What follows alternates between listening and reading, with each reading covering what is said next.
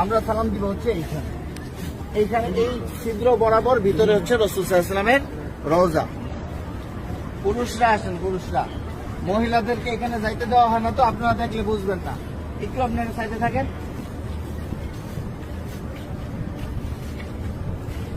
আমরা ভিতরে যাব হচ্ছে এইভাবে, আমাদের বাম দিকে থাকবে রওজা।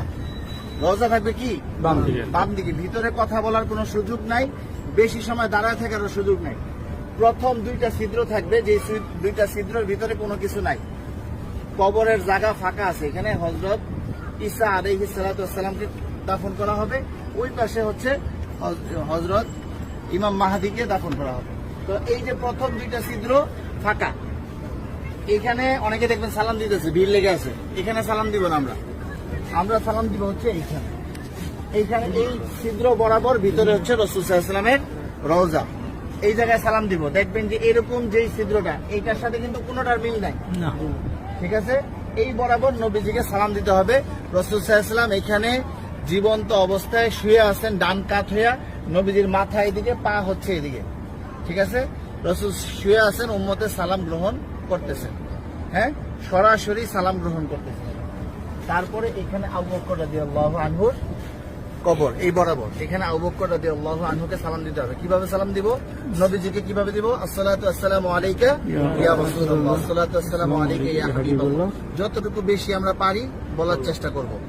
সালাম দেওয়ার সবচেয়ে সুন্দর সময় হচ্ছে রাত্রে 10:30টার পর থেকে নিয়ে রাত্রে 1টা-2টা পর্যন্ত ফাঁকা থাকে, ভিড় থাকে না।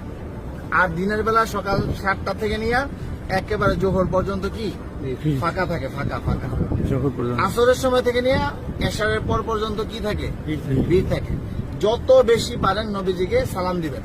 যদি সালাম কবুল হয়ে যায়, আল্লাহ নবী বলতেছেন যে আমার রওজায় যে সালাম দিল, তার উপরে আমার উপরে ওয়াজিব হয়ে যায় তার জন্য হাসরের ময়দানে সুপারিশ করা। আমার সালামটা যদি গ্রহণ করেন নবীজি, তাহলে আমাদের এটা নাজাতের উসিলা হয়ে যেতে পারে। যাই হোক, বলতেছিলাম এই বরাবর আবু বকর রাদিয়াল্লাহু আনহু, আবু বকর রাদিয়াল্লাহু আনহু মাথা এদিকে, পা এদিকে। নবীজির মাথা এখানে, রাসূলের পা এই পর্যন্ত আসছে। রাসূলের শরীরের ওই পাশে হচ্ছে কি আবু বকর রাদিয়াল্লাহু আনহু। আবু বকর রাদিয়াল্লাহু আনহু ঘাড় বরাবর হচ্ছে হযরত ওমর রাদিয়াল্লাহু আনহু, উনি আরো ওই পাশে, ঠিক আছে। নবীজি এখান থেকে এইভাবে শোয়া, রাসূলের পরে হচ্ছে আবু বকর রাদিয়াল্লাহু আনহু শোয়া, তারপরে হচ্ছে হযরত ওমর রাদিয়াল্লাহু আনহু। এইখানে হযরত ওমর রাদিয়াল্লাহু আনহুকে সালাম দিতে হবে। তো এইখানে নবীজিকে সালাম দিব আমরা। আর রাসূলকে অনেক মানুষ আমাদেরকে বলছে না সালাম দেওয়ার জন্য, তো আমরা নিয়ত করবো যে আমাদেরকে যত মানুষ সালাম দিতে বলছে তাদের সকলের পক্ষ থেকে সালাম। আসসালাতু